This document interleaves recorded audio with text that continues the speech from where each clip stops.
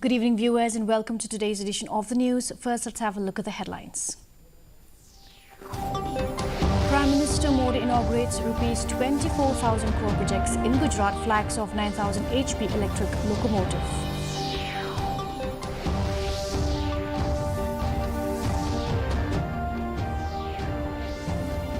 India and Guyana deepen strategic ties during 59th Independence Day celebrations.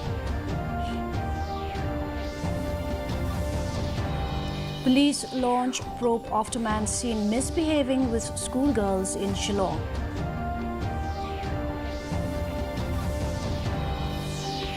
HYC inspects Jaru factory, flags migrant worker documentation issues.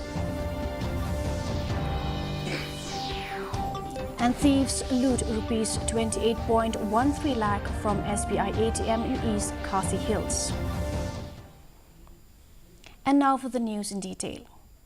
Prime Minister Narendra Modi inaugurated and laid the foundation stone for the development projects worth rupees 24,000 crore in Gujarat. Addressing a rally in Dahod, he described Operation Sindoor as a reflection of India's values and unity, emphasizing the need for self-reliance to achieve a Viksit Bharat. Highlighting India's growing role in global manufacturing, he said Indian-made parts are now powering trains in countries like England, France and Mexico.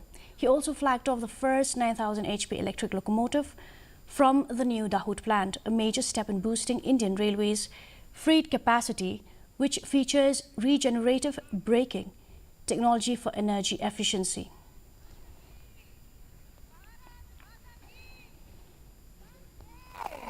अब इस factory में पहला electric locomotive बनकर तैयार हो गया है और थोड़ी देर पहले उसको मैंने हरी झंडी दिखाई है। ये गुजरात के लिए, देश के लिए गर्व की बात है। आज गुजरात को एक और उपलब्धि हासिल हुई है। गुजरात के 100% रेल नेटवर्क का बिजलीकरण पूरा हो चुका है। मैं इसके लिए भी गुजरात के मेरे सभी भाई बहनों को बहुत बहुत बधाई देता हूं। India reaffirmed its strong ties with Guyana during the country's 59th Independence Day celebrations, with Indian representatives led by Dr. Shashi Tharoor receiving a warm welcome from the Prime Minister and key cabinet members at a historic sugar plantation. The visit highlighted shared cultural heritage rooted in the migration of over 200,000 Indians in the 1800s and expanded cooperation in areas such as development, education and counter-terrorism through Operation Sindoor. The leaders emphasized continued solidarity in the fight against terrorism and celebrated the deep cultural and strategic partnership between the two nations. We recognize it's a very busy time for the government of Guyana. They have, as you know, their big 59th Independence Day coming up. Their ceremonies are at night, culminating in a flag hoisting at midnight. That's their tradition. So we were very touched when the Prime Minister insisted we come for dinner beforehand, and many members of the cabinet were present. Finance Minister, Health Minister, Agriculture Minister, various other ministers were present. And we had some very good conversations. Members of the delegation talked to the other ministers.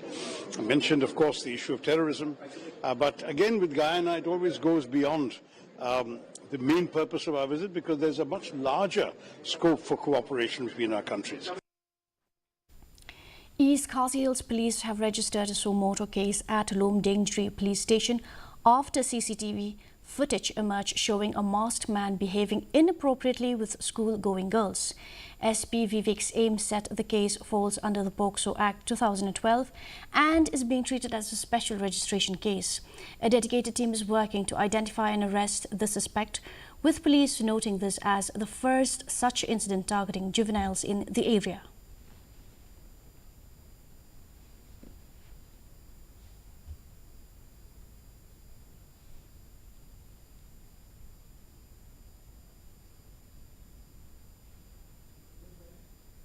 have already put a team in place to identify this person and try to trace this person. So the case is treated as a special court case because it's a sensitive case. Not POCSO cases are treated as SR cases. I would request anybody who actually can identify him to call our police control or call 112. They don't have to disclose their identity to give us any inkling or clue on the identity of this person, that we can map the person and bring the case to its logical conclusion. The Hindu Tribe Youth Council, West Khasi Hills, led by President Lumlang Khars Imle, carried out an inspection under the Sirla Palang operation at Jaru village yesterday. During their visit in the MD Ferro alloy factory, the team found 54 migrant workers, some of whom lacked valid labour licenses, as required by the Meghalaya Migrant Workers Rule 2020. The HYC warned the undocumented workers would be sent back and criticised the reliance on Aadhaar as sole identification. Further, the group called for mandatory police verification and immediate implementation of the inline permit to safeguard indigenous rights.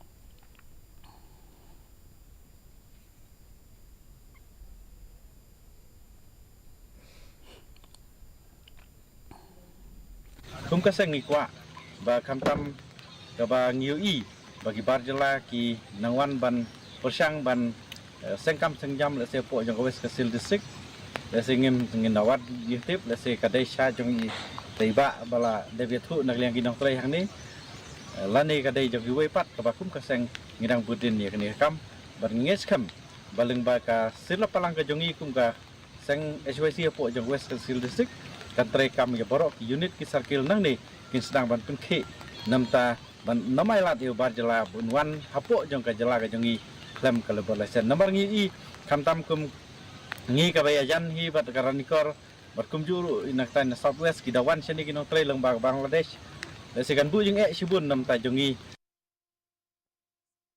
Thieves recently broke into the State Bank of India ATM kiosk at Maukria in East Khasi Hills and stole approximately Rs 28.13 lakh using a gas cutter. East Khasi Hills SP Vivek Ames stated that a professional interstate gang may be behind the crime, which follows a pattern seen in Assam and Nagaland.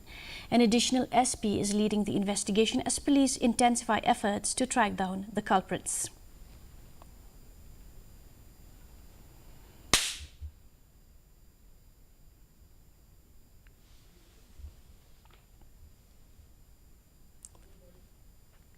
Investigation is in progress. We will try to get some clue from our counterparts now, but it is a gang which is an interstate gang, so a more concerted effort is required. But efforts are on to identify which gang is this. Yes, they use oxyl gas cylinders, and it took about 8 minutes. So we make an all-out effort. In a major environmental push, 120 Battalion CRPF Dakobgre organized a plantation drive titled Ek Pair Bharat Ma Ke Naam at Burnie Hill Secondary School, Tura. The event saw enthusiastic participation from students and was graced by Vibhor Agarwal, Deputy Commissioner of West Garo Hills, who stressed the importance of tree plantation in students' lives. Supported by the second in command of 120 Battalion CRPF and Headmaster Linen R. Marak, the initiative resulted in the planting of 500 saplings. The drive aimed to instill environmental responsibilities and promote sustainability among young minds.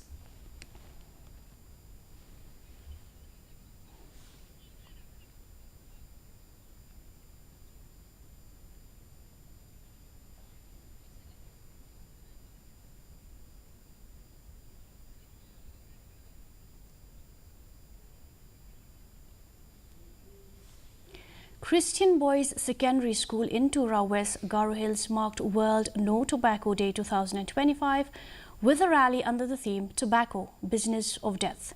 Led by Headmistress T. Marak, students, teachers and community members marched from the school to Chandamari Junction, raising awareness with placards and slogans about the dangers of tobacco use. The event focused on educating the public, especially youth, about the harmful effects of tobacco and industry tactics. Health and Wellness Ambassador Abhik Sarkar, who also led a pledge before the rally, emphasized the importance of school-level campaigns in fostering a tobacco-free future.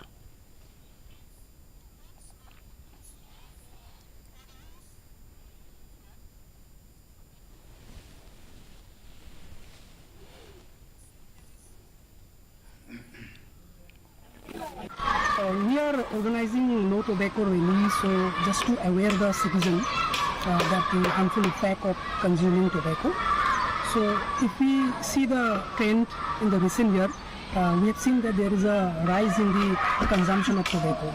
So just we want to aware the citizen about the harmful effect of the tobacco, because it not only affect the person consuming it, but also people surrounding him. So just we want to send some positive message to the society. The second edition of the Shillong Cage Fighting Championship SCFC is set to take place at Lariti Multipurpose Theatre, Maukasiang on June 28th, featuring 12 thrilling MMA bouts between fighters from across India and athletes from Meghalaya. SCFC CEO Isaiah Karmoplang, speaking at the press conference, highlighted the aim to bring national-level competition to Shillong, allowing local fighters to showcase their talent without travelling outside the state. The event promises an electrifying experience for MMA fans in Meghalaya.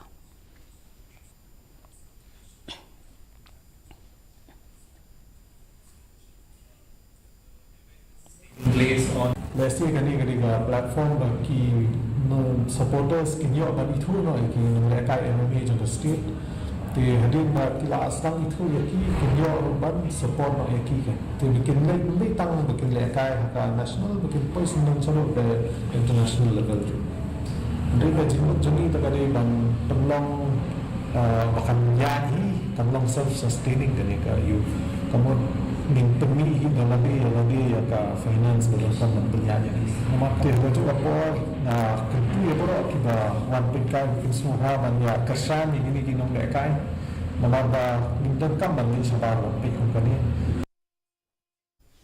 And now for the weather report. First, let's take a look at the weather report in Tura. Minimum temperature 23 degrees Celsius, maximum temperature 30 degrees Celsius, relative humidity 84%, rainfall 9.3 millimeters. Moving on to Shillong, minimum temperature 17.1 degrees Celsius, maximum temperature 21.4 degrees Celsius, relative humidity is 88%, rainfall 6.2 millimeters. Meanwhile, in Juwai, minimum temperature 18 degrees Celsius, maximum temperature 23 degrees Celsius, relative humidity is 81% and rainfall is 4.3 millimeters. And forecast in Tura, Juwai and Shillong says that light to moderate rainfall is likely to occur at most places. And now for the headlines once again. Prime Minister Modi inaugurates Rs 24,000 crore project in Gujarat, flags off 9,000 HP electric locomotive.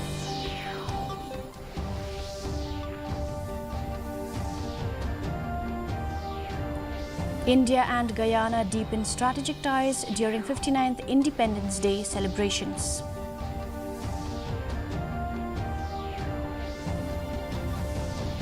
Police launch probe after man seen misbehaving with schoolgirls in Shillong.